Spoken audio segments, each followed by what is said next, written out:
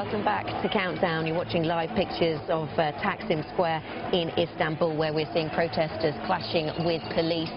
You're watching Countdown on Bloomberg. I'm Anna Edwards. Mark Barton has joined me for the next hour of Countdown. We've also got Ryan Chilcock round the table with us, and John Ferro. We're keeping an eye on all the latest developments. Yeah, according to CNN Turk television, protesters firing firebombs at the police as they moved into the square. Now, the aim of the operation is to clear the area of illegal banners and not to crack down on protesters in central Gezi Park as it's otherwise known. That's according to CNN Turk television, citing the office of the Istanbul governor, as the riot police deployed. Some protesters did attack their armoured cars with stones, with firecrackers.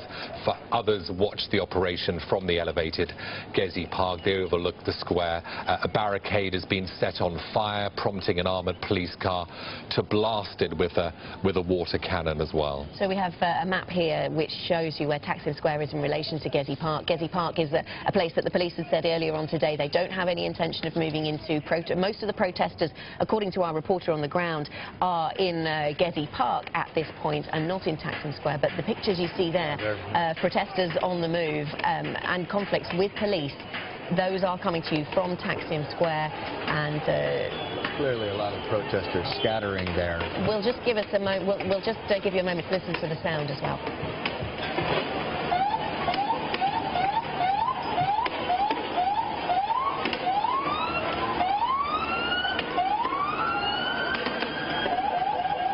That is Taksim Square there in the live picture, and as you can see very close to that is the Gezi Park. What we don't know, because we don't have live picture of it, is what kind of crowd and what scene is taking place at Gezi Park. We do, though, have Ben Holland, who actually is live from the square. Ben Holland, of course, from Bloomberg News. Ben, just give us an idea. We can see the pictures. Give us an idea. You're there, what it's like on the ground. Well, until 2 minutes ago, the clashes were relatively constrained. They were happening at the corners of the square, and in the centre of the square, police and some of the people from Gezi Park were mingling without really coming into contact. But about 1 or 2 minutes ago, there was a clash right in the middle of the square where some people were throwing rocks at the police, and then they, the first time that I've seen this morning, replied with really large amounts of tear gas, and then there was a cloud of it hanging over the square. People cleared out of the middle of the square. There are still quite large crowds of people over in Gezi Park, and I haven't seen the police moving in that direction. But in front of the square, on the edge of Taksim, in front of the park rather, there has been quite a lot of fighting in the last few minutes.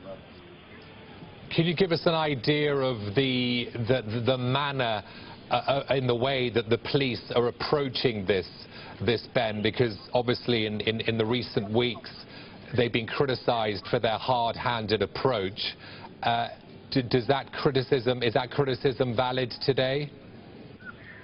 Well, I think it's very clear that they're aware of that criticism, that they want it to be perceived as something different this time. They have a loudspeaker van which keeps telling the protesters and journalists, you know, we're not here to fight you this time, it's going to be different. We're here to clear the rubble, we're here to clear the barricades, we don't want to come into contact with you. And the way that they have been policing most of the time has supported that. They've been forming defensive lines. When small groups of protesters have tried to confront them, they've backed off in line. So far, and as I said, until a few minutes ago, it did seem as if they were adopting a less confrontational approach. But a couple of minutes ago, they did start again to use tear gas in very large quantities right in the middle of the square.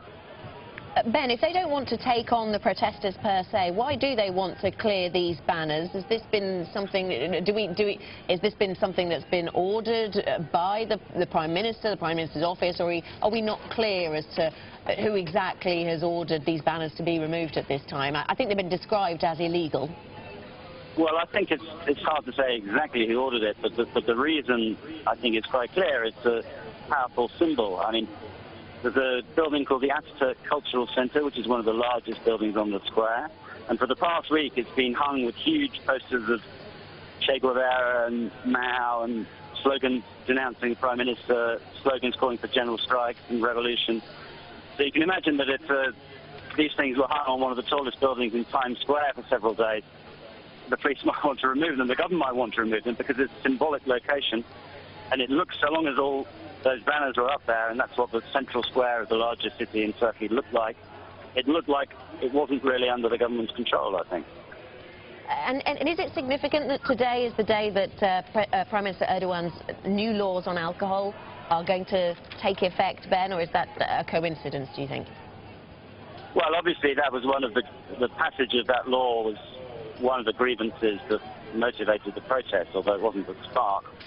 But I think it's coincidence because once the law passed Parliament, which it did before all this started, then there was a clear timetable for what had to happen next, including the law going to the President for approval, which happened yesterday, and he approved it.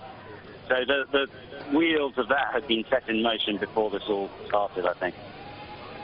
Is there a sense, Ben, that this crisis is worsening?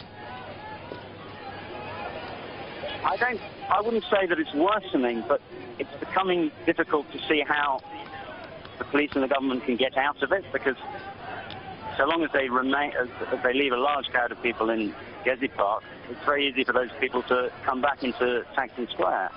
If they maintain a permanent police presence in the square, they're going to invite people to attack them and try again to occupy the square as they did at the very beginning on May the 31st.